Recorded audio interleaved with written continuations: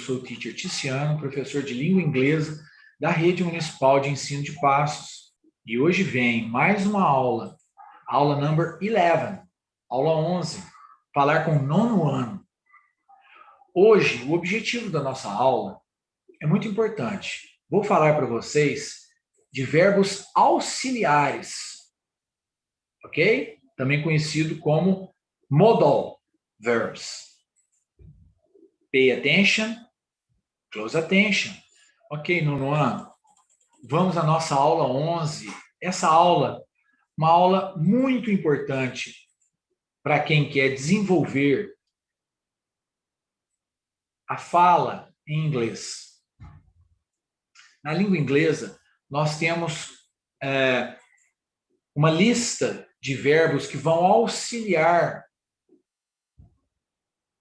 a fazer a afirmativa, negativa e interrogativa de outros verbos. Então, nós temos o verbo principal e nós temos um outro verbo que vai auxiliar esse verbo principal, chamado, olha aqui, ó, de modal verbs. São os verbos modais ou também os verbos auxiliares. É um sinônimo, você falar modal ou auxiliar, ok? Então, nós temos aqui, ó, os verbos auxiliares, na língua inglesa, eles são utilizados para complementar ou para mudar o sentido dos verbos principais na frase. Olha aqui que nós temos vários exemplos de verbos auxiliares.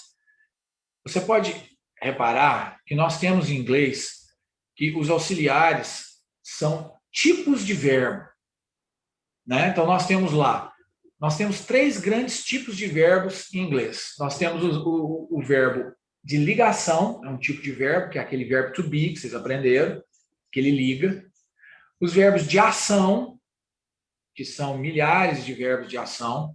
E nós temos os verbos auxiliares. Então, são tipos de verbos diferentes. Então, os auxiliares, o que vai acontecer? Geralmente, eles têm tradução própria. Ok? Eles têm a tradução deles própria, e eles aparecem já na afirmativa também.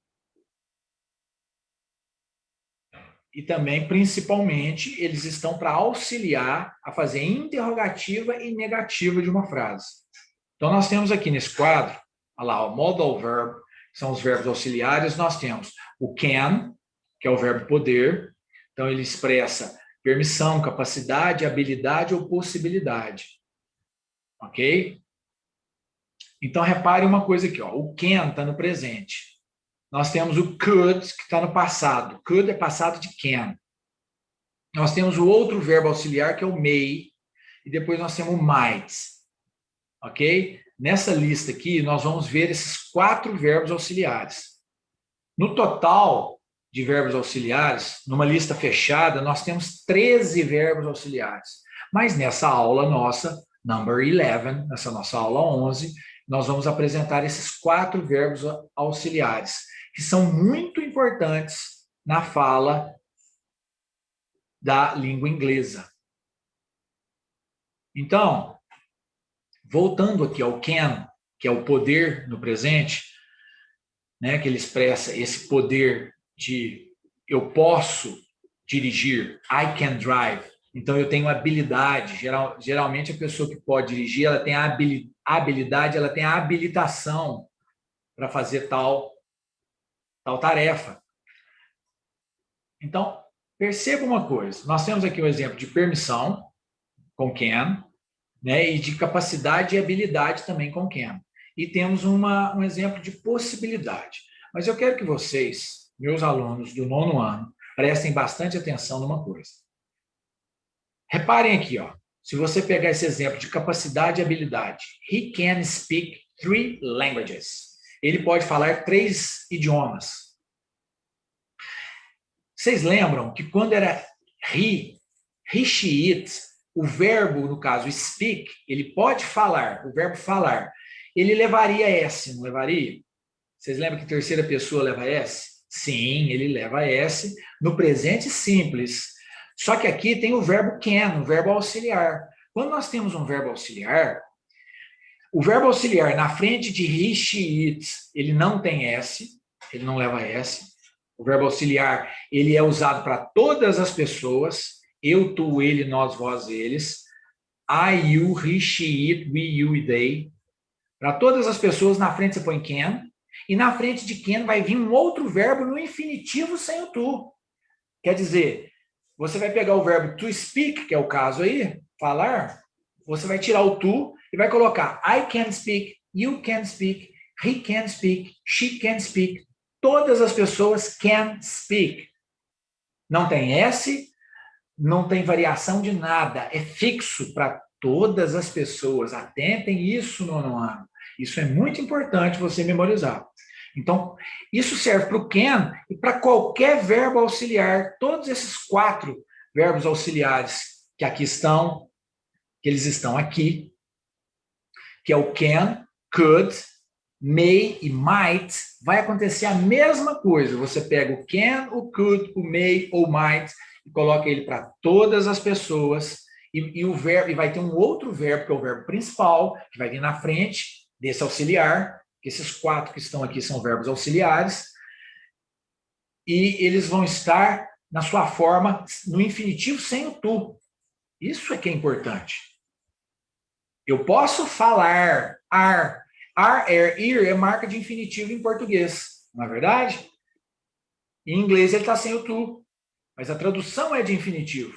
Eu posso falar, falar está no infinitivo. Então por isso que não tem S no verbo, não tem nada, é fixo.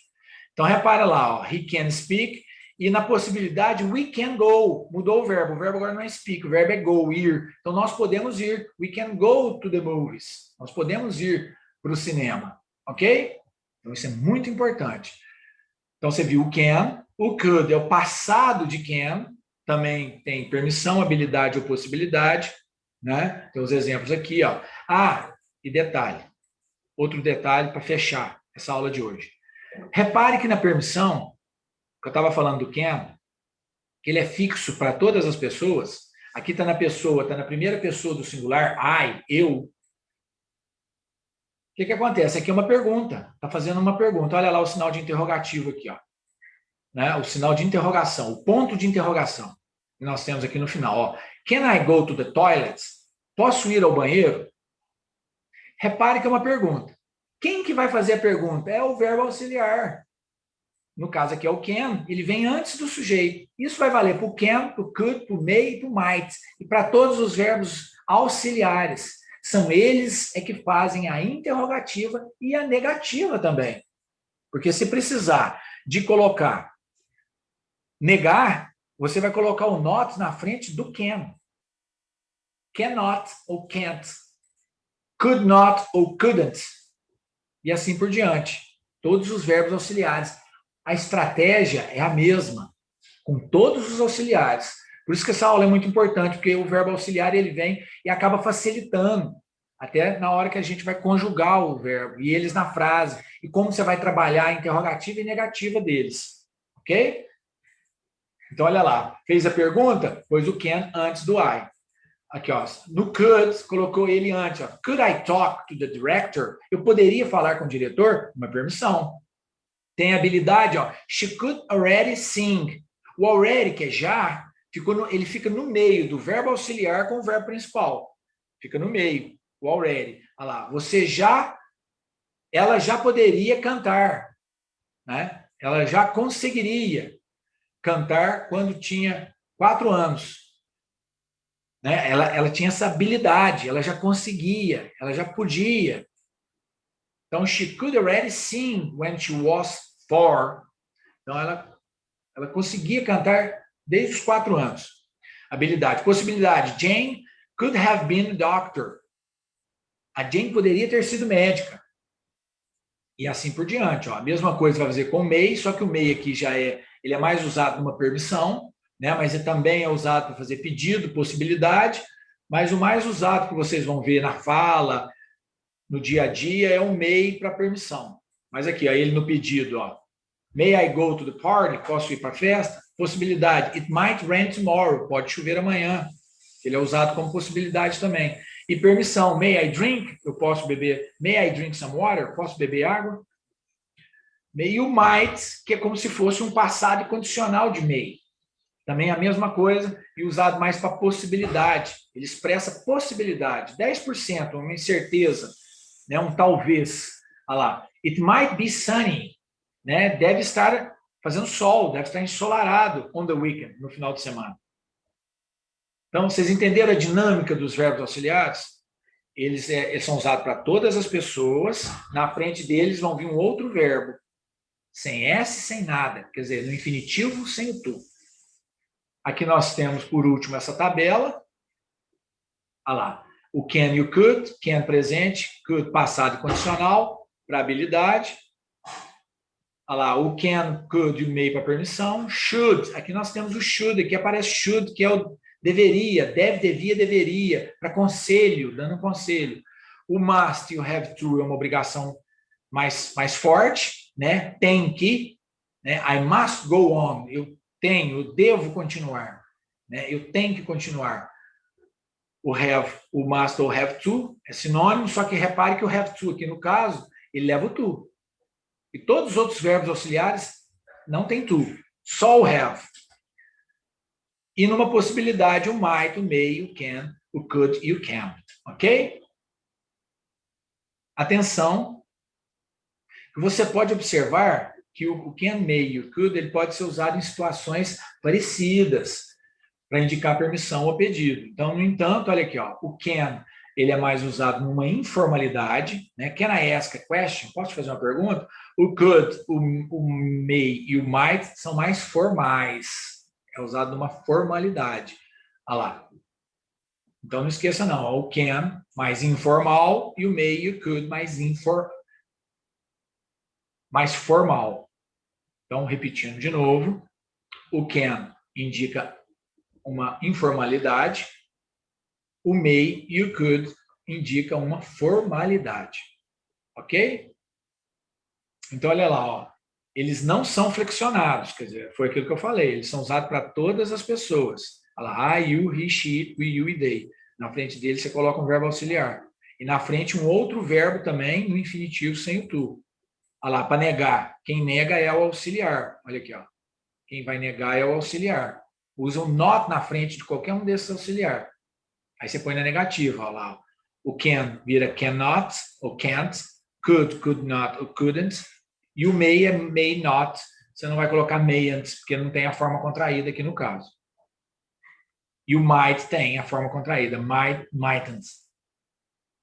Então, sabendo desses exemplos aqui, o exemplo de can, né? Nós temos aquele acontecimento terrível que teve com George Floyd, que quando ele pedindo para o policial, falando que ele não podia, I can breathe, que ele não podia respirar, o policial ainda continuou sufocando, que estaria na segunda tirinha aqui do quadrinho.